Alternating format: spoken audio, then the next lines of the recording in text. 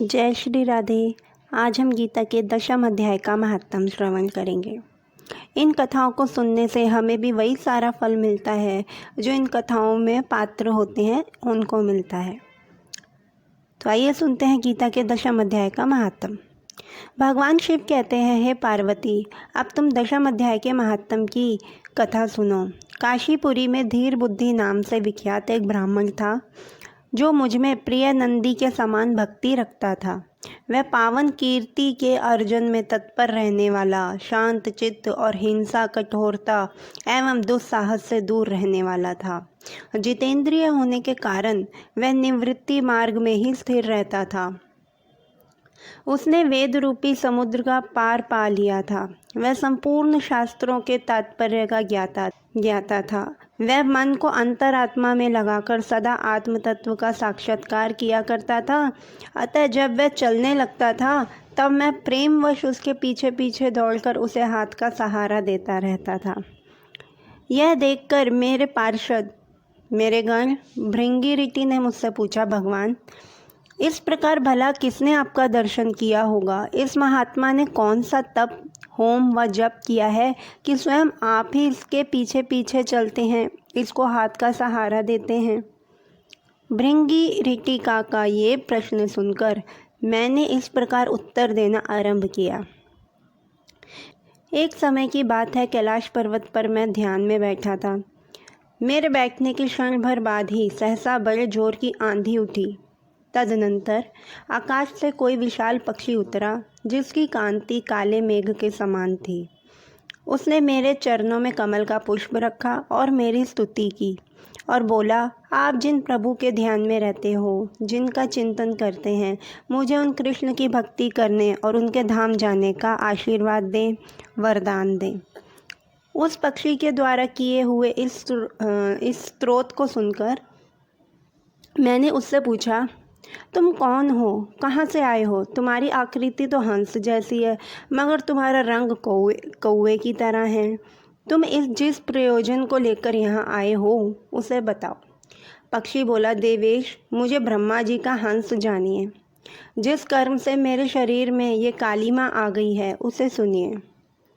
सौराष्ट्र, जो कि सूरत नगर के पास एक सुंदर सरोवर है जिसमें कमल लहलहाते हैं, मैं बड़ी तीव्र गति से आकाश में उड़ रहा था। उड़ते उड़ते सहसा वहाँ से पृथ्वी पर गिर पड़ा। जब मैं होश में आया और अपने गिरने का कोई कारण न देख सका तो मन ही मन सोचने लगा, ये मुझ पर क्या आ पड़ा? आज मेरा पतन कैसे हो गया? पके हुए कपूर के समान मेरे श्वेत रंग में कालिमा कैसे आ गई? इस प्रकार विस्मित होकर मैं अभी विचार कर ही रहा था कि उस पोखर के कमलों में से मुझे एक वाणी सुनाई दी।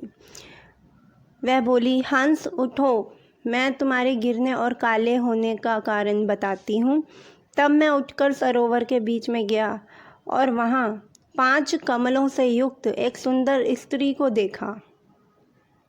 कमलिनी के समान थी वो। उसके शरीर कमल के समान था। उसके पूरे शरीर में कमल के फूल बने हुए थे। उसको प्रणाम करके मैंने प्रदक्षिणा की और अपने पतन का कारण पूछा। कमलिनी बोली, तुम आकाश मार्ग से मुझे लांघ कर गए हो, उसी पातक के परिणामवश तुम्हें पृथ्वी पर गिरना पड़ा है। तब उसी के कारण तुम्हारे शरीर में कालिमा दिखाई देती है। तुम्हें गिरा देख मेरे हृदय में दया भर आई और जब मैं इस माध्यम से कमल के द्वारा बोलने लगी हूँ, उस समय मेरे मुख से निकली हुई सुगंध को सूंघकर तुम 60,000 भंवरे स्वर्गलोक को प्राप्त हो गए हो।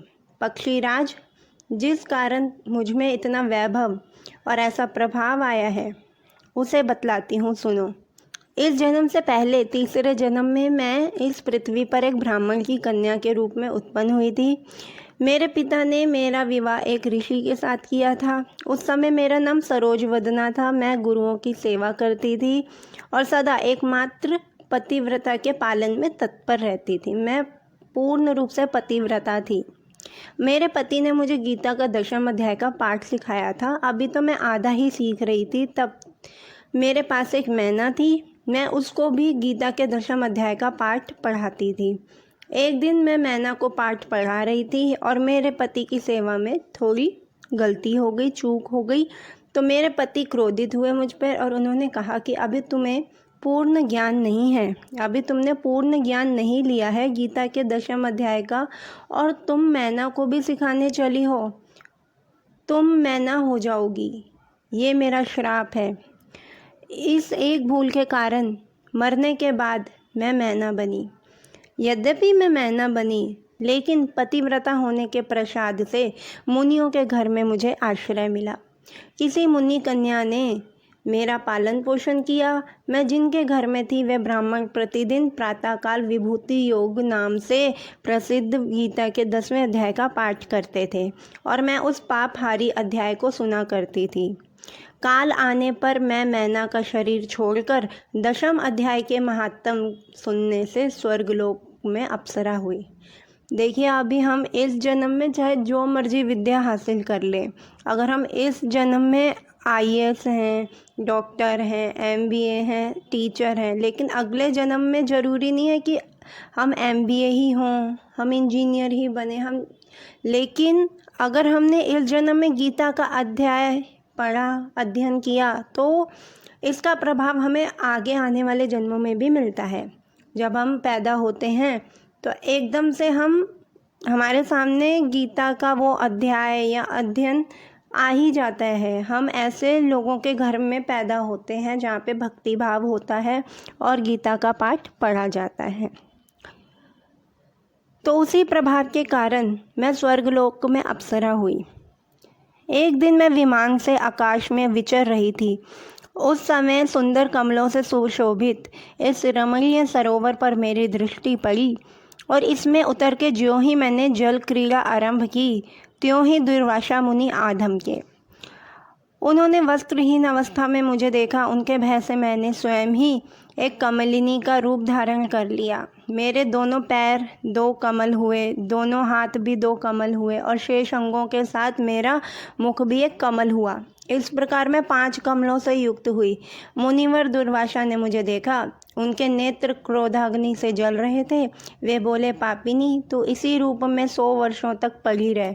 यह शाप देकर क्षण भर में अंतर्ध्यान हो गए। वे कमलिनी होने पर भी विभूति योगाध्याय के माध्यम से मेरी वाणी लुप्त नहीं हुई। मुझे लांघने मात्र के अपराध से तुम पृथ्वी पर आ गिरे हो।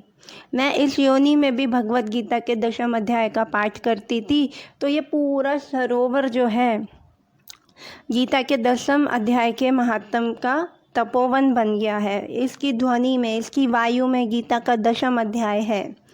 तो इसी कारण जब तुम यहाँ से लांघे तो एकदम पृथ्वी पर गिरे। पक्षीराज, यहाँ खड़े हुए तुम्हारे सामने ही आज मेरे शाप की निवृत्ति हो रही है, क्योंकि आज मेरे 100 वर्ष पूरे हो गए हैं। मेरे द्वारा गाए उस उत्तम अध्याय को तुम भी सुन लो। उसके श्रवण मात्र से तुम भी आज ही मुक्त हो जाओगे। यूँ कहकर उस स्त्री ने स्पष्ट एवं सुंदर वाणी में 10वें अध्याय का अध्ययन किया, पाठ किया और वह मुक्त हो गई। उसे सुनने के बाद उसी के दिए हुए इस उत्तम कमल को लेकर मैंने महादेव आपको अर्पण किया है। इतनी कथा सुनाकर उस पक्षी ने अपना शरीर त्याग दिया। ये एक अद्भुत सी घटना हुई। वही पक्षी अब 10वें अध्याय के प्रभाव से ब्राह्मण कुल में उत्पन्न हुआ। ये वही ब्राह्मण हुए जिसके पीछे महादेव दौड़े दौड़े जाते हैं। जन्म से ही अभ्यास होने के कारण शैशवावस्था से ही इसके मुख से सदा गीता के 10वें अध्याय का उच्चारण हुआ करता था। 10वें अध्याय के अर्थ चिंतन का यह परिणाम हुआ कि ये सब भूतों में स्थित शंख चक्रधारी भगवान विष्णु का सदा ही दर्शन करता रहता है। इसकी स्नेहपूर्ण दृष्टि जब कभी किसी देहधारी शरीर पर पड़ जाती है, तब वह चाहे शराबी हो, ब्रह्म हत्यारा ही क्यों न हो, मुक्त हो जाता है तथा पूर्व जन्म में अभ्यास किए हुए 10वें अध्याय के महात्म से इसको दुर्लभ तत्व ज्ञान प्राप्त है तथा इसने जीवन मुक्ति भी पा ली है। अतः जब ये रास्ता चलने लगता है तब मैं इसको हाथ का सहारा दिए रहता हूँ। भृंगी रिटे, ये सब 10वें अध्याय की महामहिमा है। जो भी कोई व्यक्ति गीता के अध्याय का अध्ययन करता है, पाठ करता है, मैं उसके पीछे पीछे दौड़ता हूँ।